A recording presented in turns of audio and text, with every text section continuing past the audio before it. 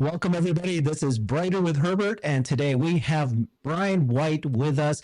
He is the host of his own YouTube channel called My Tesla Weekend. And the reason why I brought him in is because this guy has tremendous knowledge about Tesla's gigafactories. He follows their development from the day that they're announced, every single step along the way. He knows every single gigafactory and all the improvements, not only in the outside, but on the inside.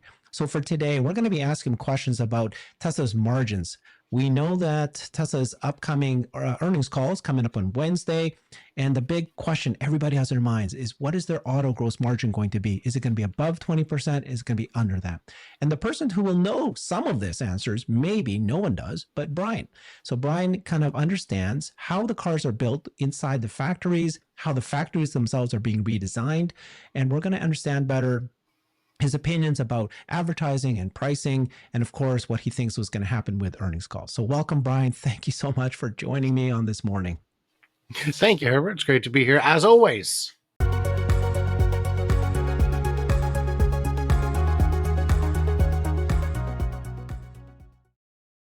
Wonderful. All right, so let's get started with the gigafactories. The question I've got for you is, what are the ways that Tesla can actually reduce the prices? So when we hear them announce more price cuts, it seems to be happening quite regularly. Just yesterday, they announced more price cuts across Europe, France, and Germany, and others. And people are wondering if that means that they are sacrificing margins because there's demand faltering, or that perhaps there is improvements within the factories themselves. What's your thinking about this, and where do you land on this? Well, it's definitely going to impact the margin. Maybe instead of 30%, we see 20. More expensive is more expensive. There are a bunch of ways the cost can come down. Today, the PPI number, yesterday, the producer price index number came out. It costs less to make things, no matter who you are. We know battery prices have come down. Last year, lithium and cobalt hit all-time highs. They're down 50 to 70% from that, and those are a big part of it. Copper got insane during the course of the lockdown because everybody was doing home construction projects, and a lot of mines weren't running at full speed. And copper, there's about 150 pounds of copper in every car, and there'll be less in Tesla moving forward, but that price is very real. And then you've got things like your shipping costs. Shipping costs got insane for a while, and now they're getting a bit lower. All your Model 3s in Europe are coming from China, and all your cars, all your Teslas in Europe, apart from in Germany, are coming from somewhere, whether it be China or Germany. So there's a lot of shipping costs. The bottom line is, even without all those things, Tesla is still finding ways to reduce their costs regardless. So I think certainly margins can be impacted, will be impacted. Question as to how much. And I think it's going to be not as bad as a lot of the analysts are thinking. Yeah. So when Zach Kirkhorn was at Investors Day about a month ago or so, maybe a couple months now, he made a statement saying that they feel confident that they will keep auto gross margin above 20%. And then he made a really big kind of a focus in saying, keep your eyes onto not auto gross margin, but operating margin. And when I think about that, which is several months ago, in order for them to have actually, Zach specifically, to kind of make that statement looking forward, they must have seen the inflation being tampering down, and their cost of their supplies is being drastically reduced, and that's why they can make that statement, right? And so that's what we're kind of seeing now with the reports of inflation, that it's actually going down.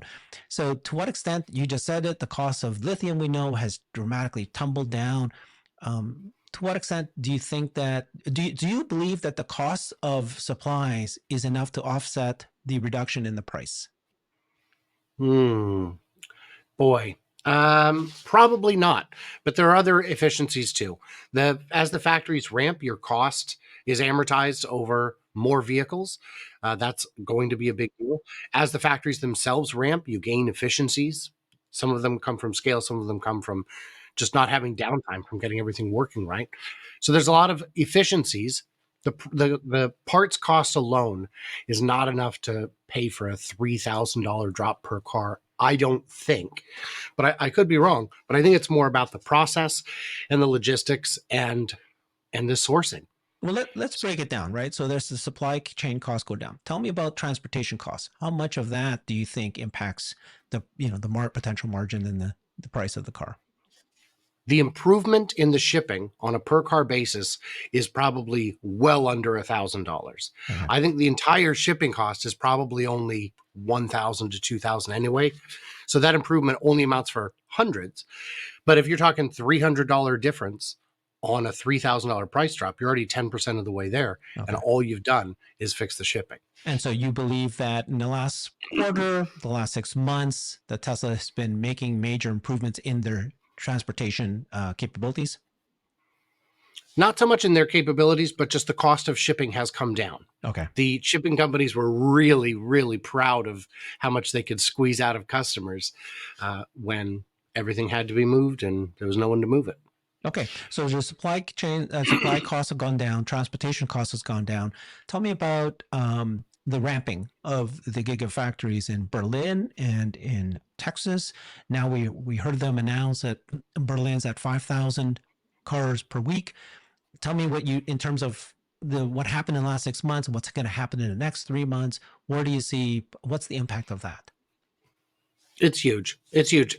It's not just that it's 5,000 a week. It's 5,000 a week from what appears to be a single line.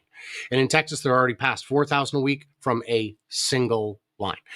Fremont has, what, 4 or 5 lines? So each one is obviously much less efficient than what Tesla's already building today. So in Berlin, we know they're adding at least another 2 lines, is my belief. In Texas, they're adding 2 lines. They're already getting them configured.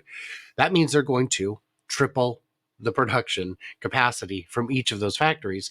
So 12 to 15,000 a week per factory is what we could be looking at in the next 6 to 12 months. Okay, fantastic. And that's obviously going to have a huge benefit to the bottom line. Okay, so that's a big one, right? So what's your guesstimate, if you had to, of the thousands of dollars that could impact? Oh, just that efficiency? Yeah.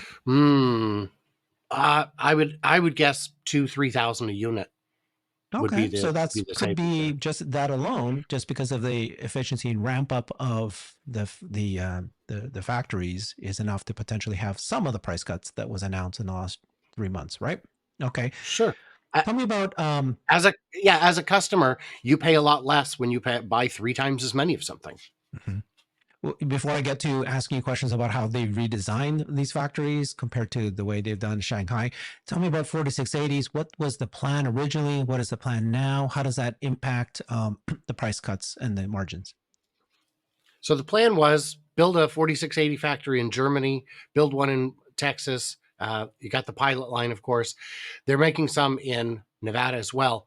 They were going to do the Germany one first, and there was a big incentive package on the table from the government, from the German government, but the strings attached were unacceptable.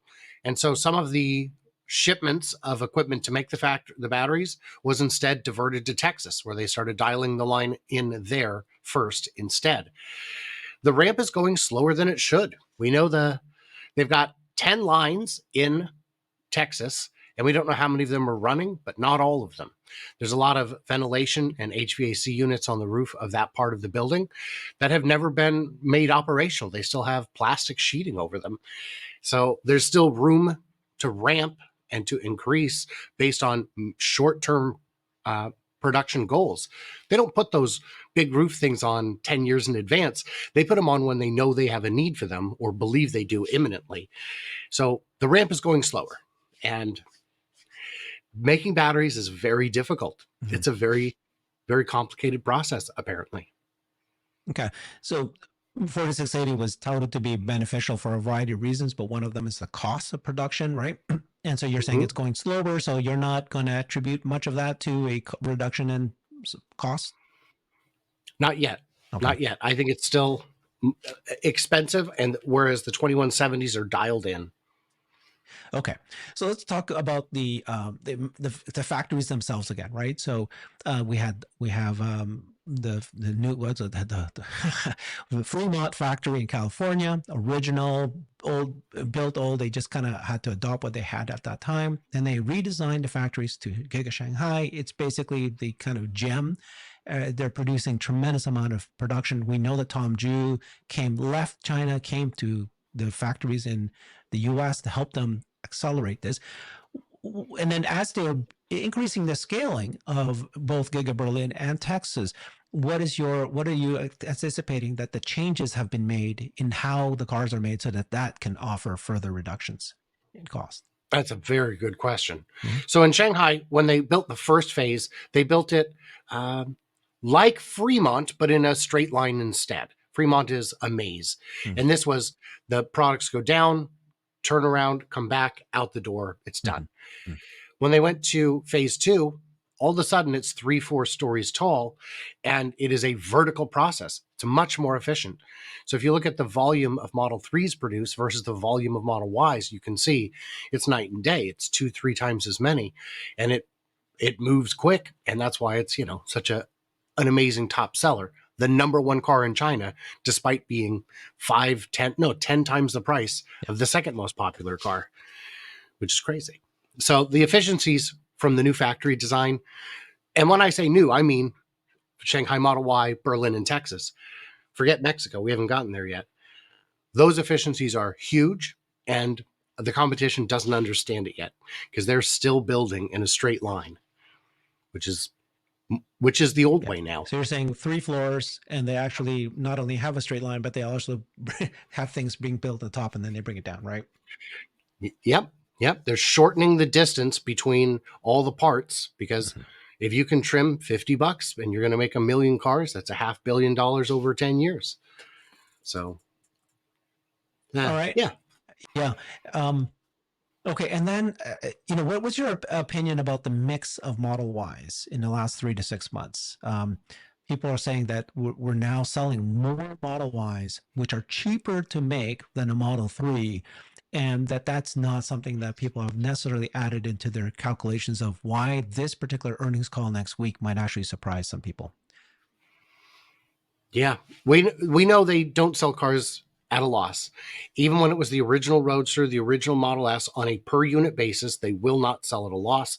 That's unsustainable. The more you sell, the more you lose. There's no motivation to sell at that point. So the Model 3, no matter how cheap it gets, is still being sold at a profit. And knowing Tesla, I can't imagine they'd get under 10% on that. And considering there's 3-4 times as many Model Ys globally, since they're coming out of 4 factories instead of just 2, I think, that will stands a good chance of making it a big difference in the total margin overall. Okay. Wow. Okay. So we've gone through each of the sections here. There's quite a bit of potential impact. So right now, let me just ask you that question. Are you actually expecting auto gross margin to be 20% or higher, or are you concerned with the price cuts? Of course, the price cuts they announced today is not going to impact first quarter, but what do you think about the original price cuts happening in the first 3 months? What are you expecting to happen in the earnings call on Wednesday? 20% seems reasonable to me. I haven't seen anything that would lead me to believe, so there's other factors to consider. We've got, there's the mega pack, which I know isn't part of the automotive gross margin, but it's churning billions a day in margin. We've got, all kinds of other efficiencies from not having to do the delivery wave, where everything is expedited and everyone's working extra hours and getting burnt out. And there's all kinds of added costs. Those are going to help too. I mean, I would love to know how much of those cars that used to be delivered in the last 2 weeks of each quarter, what was spent on a per car basis that didn't need to be. Be interesting to know. And it applies far less now than ever before. Yeah. And then, so what's your opinion on this big topic that's happening right now, which is advertising, right? So why reduce the price? Some Tesla investors are saying, why reduce the price by 1,000, 2,000, 3,000? If you multiply it down by the overall sales per year, that's a significant amount of loss to the margins. Instead, why don't you advertise? What's your opinion on this concept of advertising So the question some people are asking is that are they reducing the prices? Is Tesla reducing the prices because there's a loss in demand? What's your thinking about that? So yeah. So Elon said there's no shortage of people who want to buy the car. There's a shortage of people who can afford to buy the Right. car. There is not an unlimited market in the 50, 60 plus range. That's a lot of money. And some buyers just can't do it. And especially with interest rates having gone up by as much as they have over the past year, that could make your payment, that could add $100 to your payment right there. So I can see both sides of it. Part of me does wish that maybe they would do some advertising, but I don't think anyone is unaware of Tesla. What they're unaware of is what Tesla can do. And there are a lot of people I've seen, smart people on Twitter, who've said, okay, not advertising, but something that looks an awful lot like an ad, but is really educational, where we're telling people you can charge at a supercharger. It doesn't get wet and short circuit. Somebody I was talking with said, somebody asked me if it was okay to wear leather soled shoes and touch a Tesla. What are you talking about? That's crazy. So, and by the way, the answer is yes, it's fine. Okay. Well, I mean, so there's so much to talk about this topic, but I mean, let's address one, which is I actually don't think that Elon is, that he has a absolute philosophical reason why he's not advertising. There is a statement to be made that he might have that, right? I only create the best cars. Advertising's for the weak. We don't need that. The cars sell themselves. Um, but I don't think that that's the reason he's not advertising. He has, in an interview with Tesla owners Silicon Valley, has said, maybe we should advertise just so that we stop the negative stories being told about us because of the business model that newspapers have, media have, legacy media on clickbait. So I don't think that Yeah. he's not advertising because of that reason. Now, the question is, are they not advertising and reducing the prices? Is that like, why would they do that unless they have significant expectation of demand falling? So you just said you don't think that demand is falling. My opinion, and I'd love to hear your reaction to this, is that they are reducing prices not because that there's demand issues, but they're doing it because they want to get to price parity with gas cars, and they want to get better than price parity, like cheaper than price cars. And to me, that's a strategic move. That right now there is a table. I'll show this chart that just came out recently that show that the number one reason consumers are not buying electric vehicle cars is because of cost or perceived cost. So once the mass media starts talking about that Tesla cars are actually at same price as ICE cars, this is before. I'm talking before you count into the service costs, reduction in service costs, and reduction in gas costs in the future, right? Just straight off the lot, what is the price? And if you can get there, I think there's a massive change in the kind of the psyche of the consumers. And the game is won. You're competing against ICE cars. You're not competing other EV cars, although they are going to get hit hard because they can't compete with the margins. And so the question is, are they going to sacrifice the 20% margin in order to get to that point? Or are they able to do it because of price cuts? So I know I've asked you this question several times in this 30-minute thing here so far, but what is I'm going to keep hammering you. What's your answer to that? I think they're absolutely still targeting 20% and they can still do it even with the price cuts. I really believe that. Yeah. What do you think about this idea that they want to hit price parity and that's why they continue the price cuts? Well, every time you drop the price by 5,000, I think the Yeah. market, the addressable market, doubles? More. So it Yeah. doesn't take, it doesn't take very big price cuts to expand your market. And you don't have to hit, it'd be great to have a $10,000 car that was as good as a Model Y, but you don't have to do that to be the best deal. If your country has any kind of incentives, those count towards price parity, especially if it's a point of sale rebate or one that is actually accessible to most buyers. I think I think price parity in many markets is here.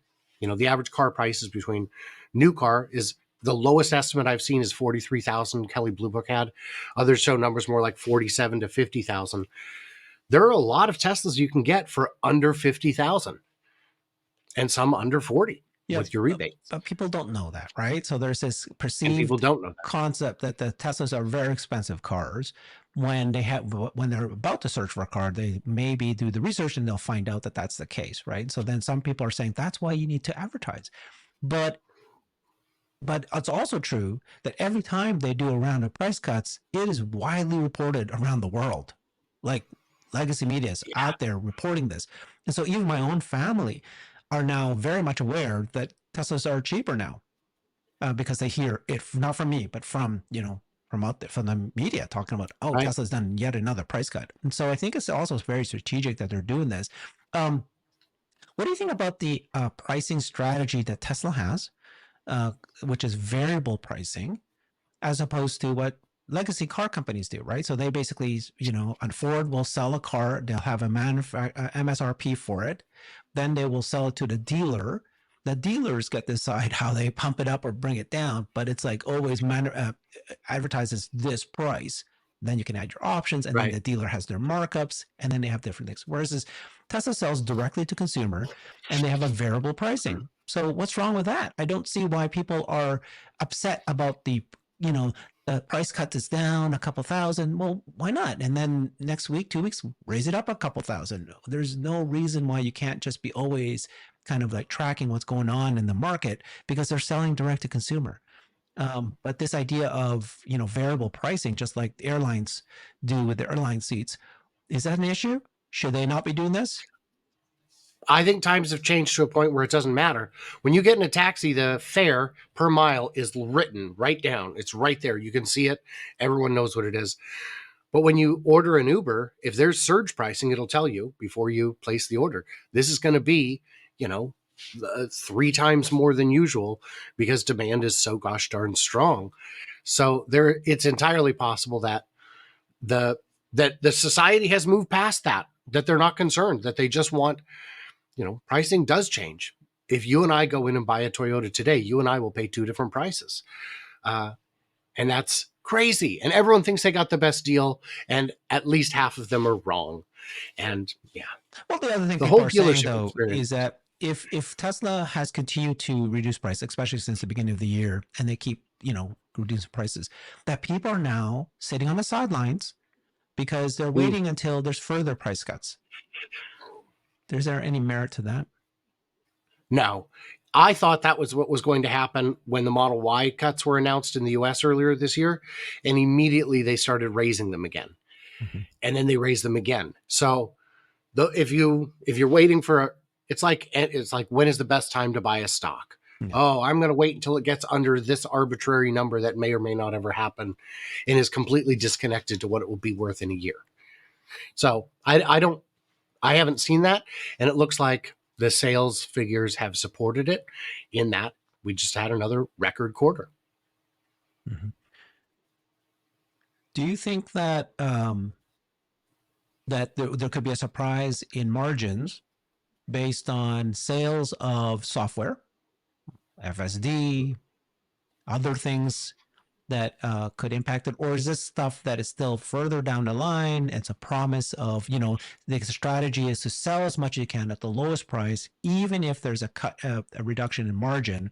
The goal is to get this car into as many people's hands as possible, sell everything you build, and then later, when you sell FSD to them, full self-driving or other software packages, you can make up on the margins then, right? It's a razor and blade model. Do you think that there's FSD that's going to surprise everybody in this quarter one, or is it like much later down the line? I think it's going to be quite a bit later. Now they did do the wide rollout, but we haven't seen much transparency on how they count it. So are they going to recognize a chunk of that deferred revenue because more people have beta than ever before? The only big upside that I hope to see more of is people are buying it as a subscription instead. That goes straight to the bottom line. It is booked in full the month it's paid, and it's something you never have to think about again because they weren't buying full self-driving. They were buying this month's version of full Mm-hmm. self-driving. Mm-hmm. What is available today, and at the end of the month, it's gone and it's done. So that's something to look forward to, I think. Okay. Uh, yeah. So I'm sure I already asked you this question, but do you think that they're cutting the prices because they're seeing reduction in the cost of building the car and they're passing on to the consumer with a 20% margin? Or are they doing it because of they don't care about the margin? That's a stock thing. They just care about a strategy that I just talked about and other strategies. It's the strategy. It's to improve demand. It's a demand lever, and it's the most powerful one you've got. So More than advertising? Yeah. I I think, mean, right. I would, yeah. A lower price to me is worth way more than any of the ads that people like you and I probably wouldn't even see. I don't watch ads. yeah. I never get them. So I think it's something that they had to do. I think if they could have left the prices unchanged, they would have. I don't think that was a possibility. I think they had Okay. to reduce Okay. the So you do prices. think that there's probably they're seeing a demand softening. Mm-hmm. How Softening. can you say Mm-hmm. that? Like I don't believe that at all. But I'm curious why you think that that's the case. Lowering prices only would have the effect of making the backlog longer and longer, and the backlog isn't all that long. It's not like it used to be where it would take months or years to get a car. Most cars you can get reasonably quickly, certainly less than a few months. And any lead time longer than a few months, I think, starts to hurt the business. You don't want a year of back orders if you can Mm-hmm. avoid it. So Okay. Interesting. that's my thought.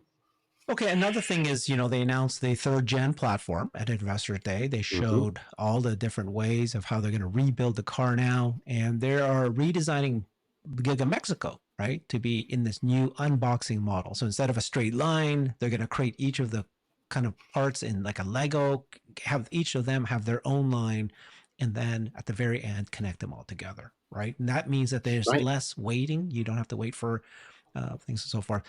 Was there anything on Investors Day, which was 4 hours worth of them telling us of how they're going to reduce cost? It was basically the entire presentation was how they're going to reduce cost, thereby improve margins. Um, what parts of that did you hear, if you kind of go back to that memory, that you think actually is now in the first quarter? Or is this all, oh, this is stuff that we figured out, it's going to be gig in Mexico, wait till next year before we see any of that cost reduction coming down? Or was there anything you heard there that you think could actually surprise us again this quarter? So one thing we saw with the unbox method is, as much as possible, they put all those chunks together so that when they put the car together, they can skip some of the hassle. One big hassle in a car is getting everything into it through the door holes. Yeah. So one thing we've already seen in use, we saw it on display at in Berlin. You might have seen it on display at Giga Texas. Is the seats are already mounted to the battery. That's a time saver. And I think that was the precursor to Unbox, where they looked at it and said, how much more can we attach? Can we attach everything first? Because that's just so much better.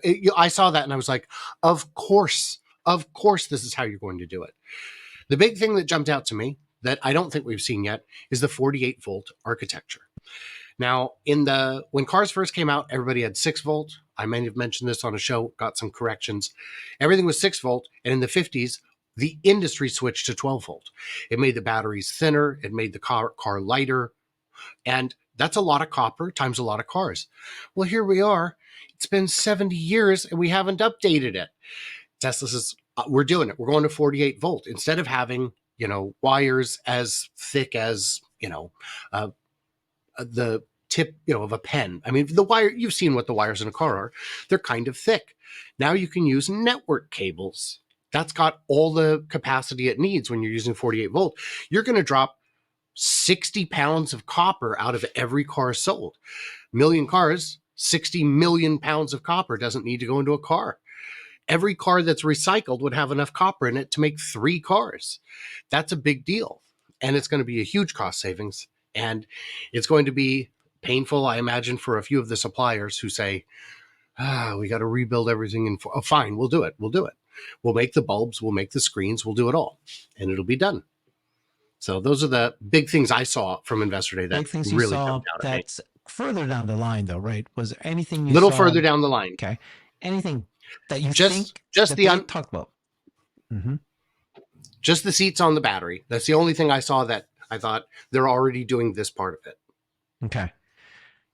Oh, man. Okay, so we covered quite a bit of ground here. Let's go back to the factories, which is your expertise, right? So Tom Ju, um, tell me what you think about how he performed with Giga Shanghai, how he kind of just, what are the benefits that he did to Giga Shanghai? Why is he being heralded as this amazing executive there? And then when he was brought to Fremont and to Texas and to Berlin. What's he doing there? What exactly do you think he's doing? And now he's been doing now for 6 months, 3 to 6 months now. So he's had time, I think, at this point to actually make changes that could appear as margin reduction in Q1, right? So what do you think? Absolutely. Yeah. On Investor Day, we saw how he was able to streamline the process in Fremont. We can't see inside, but we can see outside, and we can see everything's been cleaned up, organized, tidied, and it's still a work in progress, but it looks so much better. We've Really? seen some of the Wait, places where, pause oh, there. Can well, yeah, I don't even know what you're sure. talking about. Tell me what you're what are you saw pictures? What are you talking about? Yeah. Drone footage. Drone Okay. footage. There's a gentleman called Met God in Wilderness who does flyovers almost every week, sometimes more often. Uh-huh. And he in the videos you can see the big recycle pile was just a disaster. It's tidied up. Things are better organized. It doesn't look so cramped and claustrophobic all over the lot. And you'll see areas where certain things are stored have been moved to another area where they probably make more sense to put them. So he is streamlining. He's, I don't know, trimming the procedural fat, as it were. And we saw from the Investor Day slides that it's already improved the output per the productivity, the output per man hour.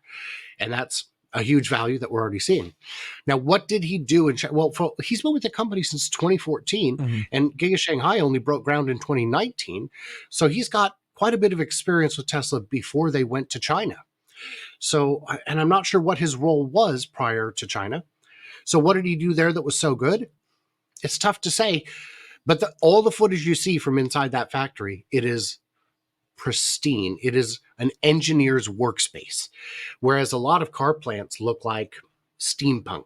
They're filthy and scary and noisy, and you'd never dare to wear white clothes at a legacy car factory. But these guys could wear lab coats and they'd look great. So he's bringing that, I assume, the philosophies of Shanghai Phase 2, the Model Y part of the factory, is what carried forward into Berlin and Texas, because those factories look very similar in terms of construction method and scale and dimensions. So, yeah, what is he doing now in factories other than Fremont? I don't know. I don't know if there's anything for him necessarily to work on. I think he's already done the work by laying the groundwork by getting the Model Y factory in Shanghai into the powerhouse that it is today. Brian, do we know if cars made in Giga Shanghai has actually got better margins than the cars other in Fremont, for example, than others? Have you ever seen that line item? Do you have some guesses or whispers or Sure, something? Yeah. sure. We haven't seen the numbers, but we know it has to be. We Mm. know those margins are better because localized parts, your Model Y out of Fremont has some number of localized parts. And if the parts aren't localized to the US, which does mean they're more expensive, then they're imported from China where they're already where the shipping and the delay. So the parts are close by, locally made by the most efficient workforce in manufacturing. The margins are definitely better. They're made in the most sophisticated and advanced factory that Tesla has. Fremont is not well streamlined because of the shape of it. So the parts are cheaper, the labor's cheaper, the robots are newer and more efficient. There's no way that those cars cost anywhere close to what they cost to make in Fremont. And then how do you know that Giga Texas, because those things you just said also apply to Giga Texas, which is US based. So how is Giga Texas going Mm-hmm. to, maybe, are you suggesting it's not going to be the same high margins as the Shanghai ones, but still very much better as they ramp up? Exactly right. It will not be quite as cheap as the China one, but the parts for the one in Giga Texas come from Nuevo Leon. They're only, what is that, 5, 6, 7 hours away. It's not very far to get parts into there from a low cost market, and the localization. The big savings there is you're not having to ship them halfway around the world to sell them. Texas will have operational efficiencies, even if the margin isn't quite as good as you might like. All right, so we talked a lot about auto gross margins. Okay, I think we covered most of it, right? I hope we're not missing something something big. Uh, I agree. yeah, but let's talk about operating margins. So, at the Investors Day, Zach Kirkhorn said, we think we still had 20% auto gross margin, but the number you really should be looking at is operating margin. What's your evaluation of that? Outside of the auto, what is it that's going to impact operating margin, which is the whole entire company itself, right? How it's being run? I think we're going to continue seeing poor performance from the solar sector. That's for sure. Power walls are ramping up. They're moving a lot of units. Megapacks are moving real good. I think stationary storage is the one to watch right now, even more than software. There was yesterday, there was an update, an over the air update sent out to Megapack customers that said, oh, we've just tweaked it so that the system runs better, it's more responsive, and your arbitrage is better. So you're going to make more money. By the way, this over the air update, yours for the low, low price of it's already done. You have it, it's free. And that's something you just don't see. And the only updates I ever get on any product I've ever bought is like Windows, and it doesn't make it better. They just go, man, we found a bunch of stuff that was broken. I guess you could say my Adobe suite updates regularly, but I pay for it every month. And then, yeah, I guess the only exception is I had this Sony MP3 player that was a USB drive kind of deal, but you couldn't just dump files on it. You had to use their silly software. When they decided we're out, we're done, their website had a firmware update that would unlock it. So you could just use it like a file. So it was great. That's the only one I've seen where a product got better after I bought it. Apple, of course, does that too. But yeah. I don't have Apple products, but I believe you. Okay. So operating margin, they also make by the way, Apple also makes their phones slower, so you'll buy a new one. Okay. Operating margin, you've gone through a few things. You think Megapacks is going to be a big deal. Well, Tom Ju was recently, yesterday, announced that he's in charge of a brand new company that was formed in China that's going to be managing the Tesla energy in China. So you're expecting a surprise in next week earnings call with the impact of Lathrop and the energy coming out? That's going to help. I'm just expecting operating margin. A bit of good news is what I'm expecting. Yeah. The new company in China, we don't know exactly what the organizational structure of it will be. The fact that we know it's a Tesla company suggests that it's maybe a wholly owned subsidiary. And I thought Tom Ju might only be named as the chairman, not as the director, not as the CEO. So I think that would be a good one. And that company appears to be one that would be doing the servicing, maintenance, and after the sale, follow-up kind of things. But I don't know why you would need a whole different company. It might be just as something as basic as a regulatory requirement that it be separate, but I don't know. My guess is that they're going to be helping not only Tesla, but multiple entities. And so they need to have a separate entity that can strategic partners, and who knows, right? Like you said, it could just be as simple as what you just said, right? Because there's always regulatory and security and those kind of things. Okay, so that's we really hammered home the expectation of auto gross margin, operating margin for this quarter. Now, get me excited. What's happening? Tell me more about the Gen 3 platform. How is the price of these cars going to be continued to be reduced? When you saw Investor Day, and they, like I said earlier, they spent 4 hours talking about ways of reducing costs. How much costs are we thinking? How low are the prices are they going to go? What segments are they going to release out there? So, Yeah, and then we got to Mm. talk about Project Highland. So there was a there was a sneak peek of it, right? It came out as a leak of what the Project Highland might be, and could that impact sales of Model 3 while people are waiting for that or not? But Mm. If the Model 3 leaks are real, and I think they are, it could slow down Model 3 sales. But I imagine there's still a backlog of unfulfilled Model 3 orders from Hertz and mhm. other big buyers that could tide them over while they're getting it ready to go.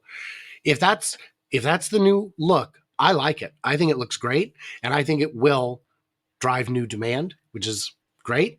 And then it would also presumably have the front and rear castings and the structural battery pack, and at least have the seats mounted, if not more, before it goes in.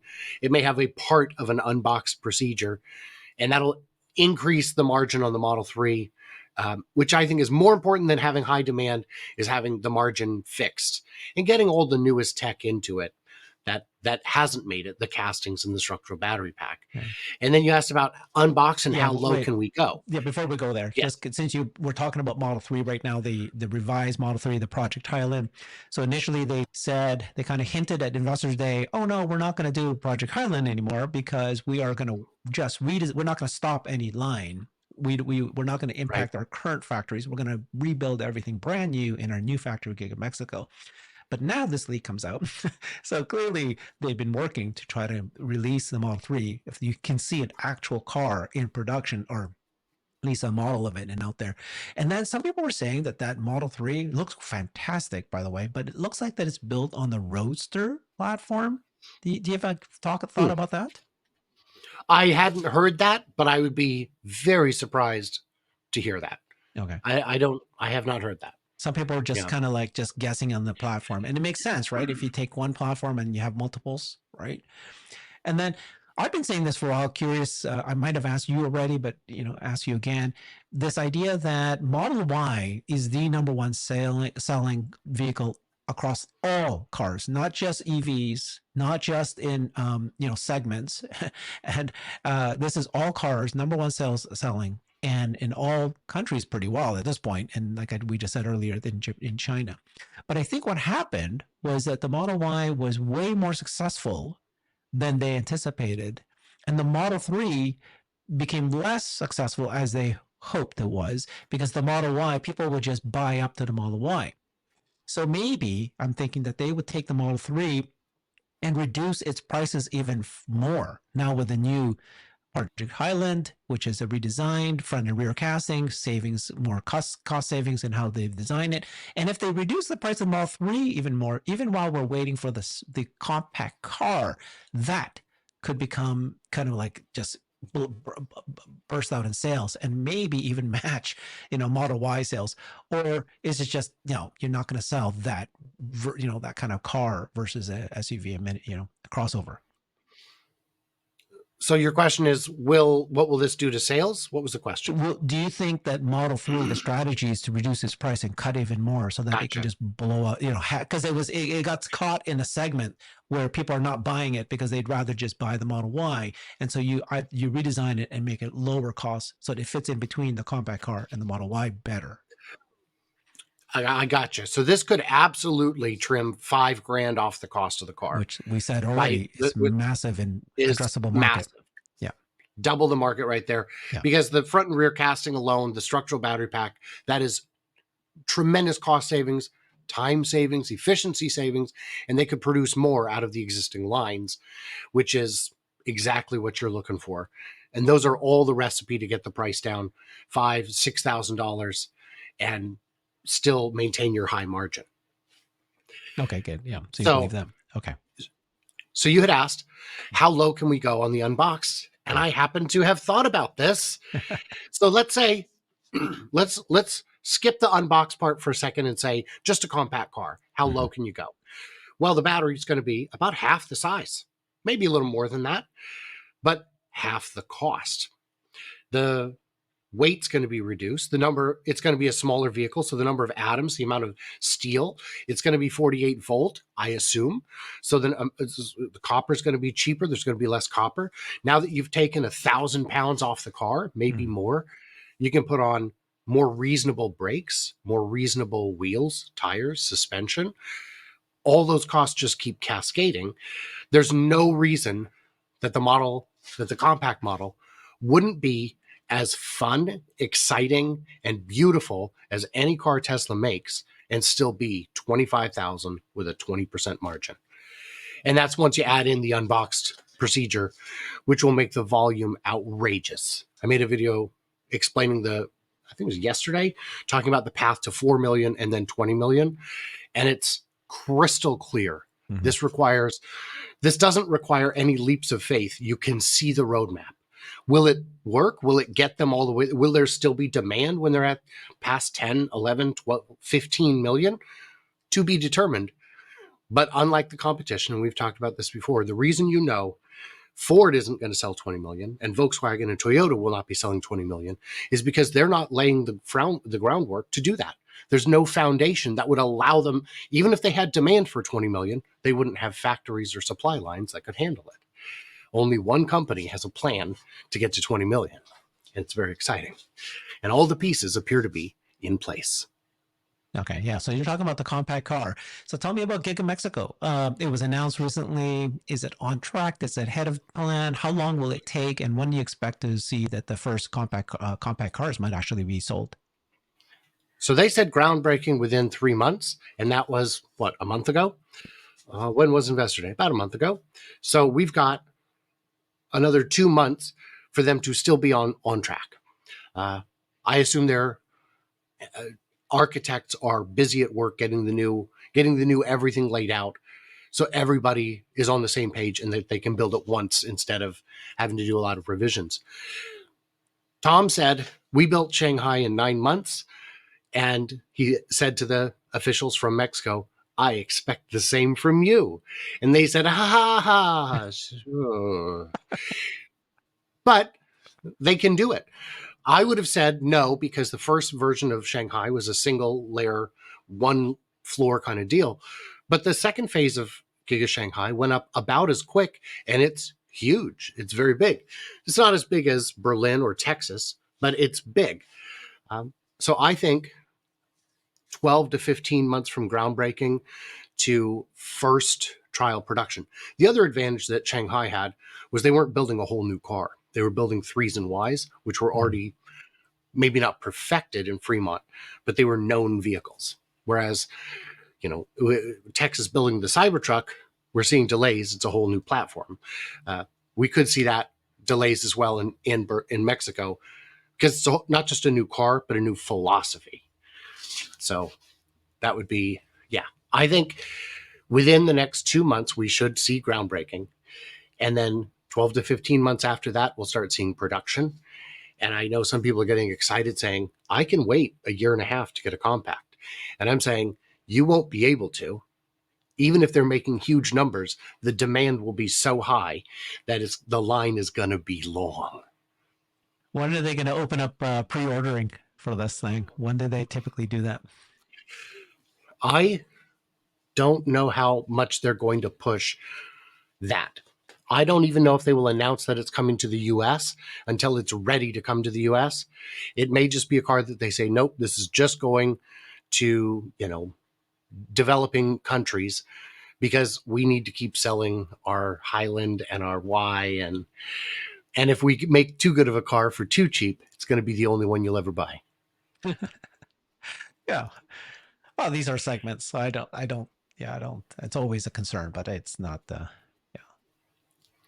they'll make it Yeah. reduce features and so forth. That's the trick Yeah. of how you do I all don't this. imagine there's a big overlap between compact buyers and Model X or Cybertruck buyers. Yeah, no, there isn't. You may have one of each, but you don't stop and weigh, am I going to get a Civic or a Lincoln Navigator? Having said that, Brian, I did do analysis, and people were saying that they did decide to buy a Cybertruck instead of a Y, or instead of a 3, or instead of this is not just truck drivers looking for a truck that decide to buy a Cybertruck. This is Right? regular people that was going to buy a regular car. So I think the Absolutely. Cybertruck's a little different. It can actually cross It has this segments. unique ability to transcend. I would absolutely get a Cybertruck, Yeah. and it is the only truck I would consider buying. If it's up to me, and my next choice is any new car under 60,000, it's going to be the Cybertruck, and if not, it'd be the Y, because and those are two very different, completely. But again, this is something different. This is something we ain't never Yeah. seen before. Yeah. And this brings us back to this idea of pricing again. So, I don't know if you saw this, but Elon was interviewed by Tesla owner Silicon Valley, and he said that you can keep adding new features to cars all you want, and you can make it so desirable. This car is something I really want to get, but if the price is out of your affordability range, you're not going to be able to buy it. So, anybody who's selling cars that are over $100,000, like Lucids and Rivian, he said, they're not going to be long for this world. Their market is so tiny, and their cost to produce this thing is so high that they can't, even with they keep raising the prices to match their margins and so forth. And they need to figure this out. It's really hard to get to production. Prototypes are easy, production's hard. But the key is to reduce the price of the car as much as you increase the features of the car. And when you reduce the price, it becomes affordable. And so this is where, the stockholders may be concerned because they don't see the earnings growth over the several years. But if there's again a balance between volume sales, right? Trying to produce as much as you can, sell as everything you can, and still maintain 20% margin and still maintain the growth. That could keep the stock up. But I'm not worried about stock. I'm stopping to be worried about it, short-term thinking. But yeah, so we need to be surprised by their cost cutting, and they seem to be pretty confident about it, right? So any last comments about that in terms of cost cutting and their strategy with affordability?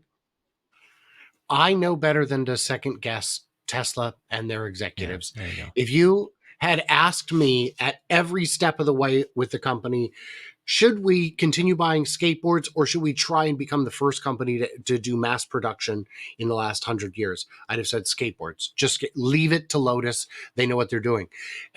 When they decided to build their own battery factory, I was saying, what are you doing? It's too expensive. Let someone else do it. And this in the Cybertruck, I saw that. I'm like, you're insane. They know what they're doing. And for those of us who want to second guess them, I guess I'd say, why don't we show our resumes side by side and then decide maybe, yeah, we should probably just listen to Tesla. Don't you think? Yes, I think. I love it, Brian. I love the way you ended that. That's exactly correct. Thank you so much, Brian. It's great. So if you are watching this, Brian has his own YouTube channel. You can see the wisdom being dropped daily. His channel is called My Tesla Weekend on YouTube. He also is on Twitter at 4K Podcast. This guy's brilliant. Absolutely brilliant. I can ask him any question. He has the answers. And so thank you again, Brian. Really appreciate this. See you next Thank time. you so much.